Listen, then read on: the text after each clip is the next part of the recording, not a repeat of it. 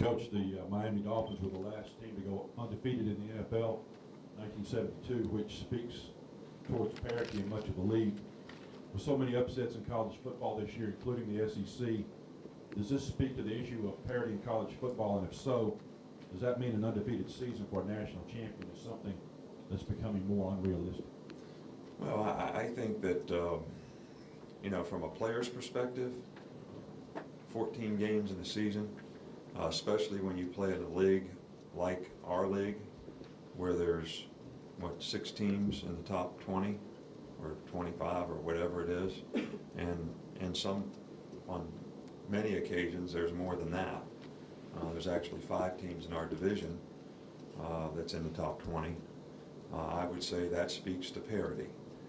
I think from a player's perspective, the consistency in performance is the most difficult thing to try to generate, with your team all the time, especially when you play multiple good teams, which means that you just can't get up for 1 or 2 games in a season, that you have to play just about every week because you're playing a really strong opponent.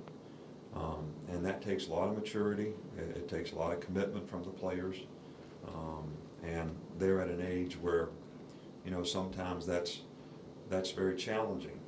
And I think that's why sometimes you don't know for sure what you're going to get from week to week, in college football. And I'm not talking about our team, I'm talking about all the teams in the country. And that's why you see a lot of upsets. I don't know how, when good teams play, even though one team is favored, there's still 2 good teams playing. Somebody has to be favored. But when Michigan State loses to Iowa, is that really an upset, or is that just 2 good teams playing? And I think anybody that's in the top 25 is very capable, and I don't think there's that great, sort of deviation between good teams that, you can really sit there and say this team should dominate that team. Now, there are a few teams like that most of the time. It seems like Oregon and Auburn are the 2 teams that have been able to do that most consistently so far this year. But other than that, all the rest of us that have, I'd say, what you would classify as at least a good team, have played a lot of good teams and struggle to get that all the time.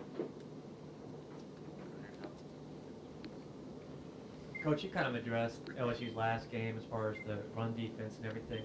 As good as they've been for 7 games and the kind of a unique style Auburn's running game presents with Cam Newton, can you not take a whole lot out of that?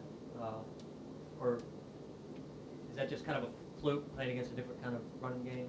Well, I don't know that it, I don't know if fluke is the right word. I think because you have to give credit to the people that did it. And it is a unique style that they have because of their quarterback runs and what they can do. With the, outstanding player that they have at that position. But that's not conventional. So, and a couple big plays really contributed to, those numbers in terms of what they gave up. So from our standpoint, we discount it because that's not really our style. That's not something that we would look at and say, wow, they'll have difficulty defending those plays against us because we don't really have those plays. We don't have that kind of quarterback. We don't have that kind of offense.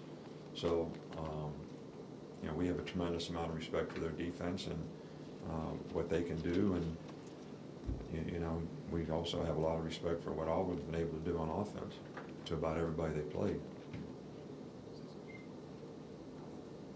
I have 2 real quick questions, Coach. First, last year it seemed like Marcel Darius sort of played better as the year went along. Do you kind of anticipate that same, particularly having missed the 3 games early? Do you anticipate him sort of being on an uptick down the stretch?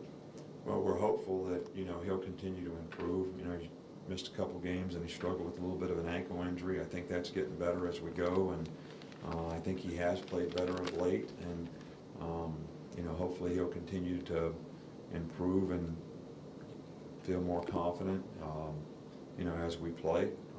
But we need for him to be a very good player. I mean, I think he's a guy that can inspire other people with his positive energy and attitude and performance. And, we're not displeased with the way he's played at all. But, you know, he is capable of being a significant player for us, and we'd love to help him do that. And a somewhat similar question. You had mentioned in last week's press conference about Mark Ingram having a great preseason coming in, and then sort of, whether it's hitting a wall or whatever the case has been. Do you feel like that coming out of the open week that he and Trent can be a little fresher, a little bit more productive? Well, I think both of those guys have had a lot of, you know, nicks and things that have. I don't think it's ever really affected them in the game, but it affects them sometimes in their ability to practice. And I think Mark's, you know, stuff is pretty well known by everybody. But you know, hopefully those guys will benefit, you know, from this. I think our whole team, you know, can benefit from this. I mean, 8 games in a row is a pretty difficult run, and in our league especially. So, you know, hopefully this will be helpful to us, our entire team, and to those 2 guys as well. I know y'all have had some slow starts in SEC road games this year with Arkansas, South Carolina, and Tennessee. Is there a reason for that, and how important is it for y'all not to get in a hole early on against LSU? Well, I think it's important to start fast in any game that you play. And I think it's also important to finish strong, because I think, you know, every play in the game is important, and you certainly want to be able to get off to a good start wherever you play, whenever you play. I think that I don't really know exactly what the reason might be.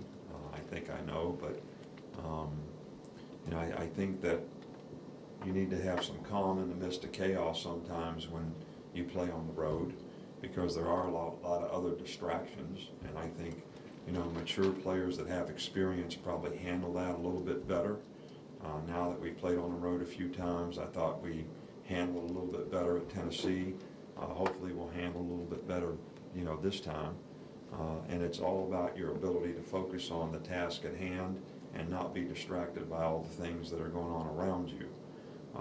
And, you know, there's a lot of difficult places to play in this league, and it takes a lot of maturity to be able to stay focused and do those things. And hopefully, you know, our team will continue to mature and be able to play better and better as we play on the road. I think it's going to be critical in this game for sure.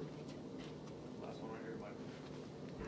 Wonder if you could touch on the differences between the 2 quarterbacks that LSU brings? Well, I think both guys are, you know, very talented guys. You know, Jordan Jefferson is a very, very good athlete, good runner. They run, you know, probably a little more option when he's in a game, some zone reads, zone DT reads off the sweep, you know, some plays that are similar to, for our fans, what Auburn does with him. And he's been an effective passer for him. I think, you know, when Jared comes in, he's a little bit more of a classic passing quarterback that runs some of the same plays. He does not run the ball nearly as much, but he has got a quick release and a good arm and is very accurate, and they've got, you know, some very talented receivers. So I think these 2 styles of guys are a little bit different, but both guys are very talented in what they're capable of doing. Thanks, Coach. All right, thank you.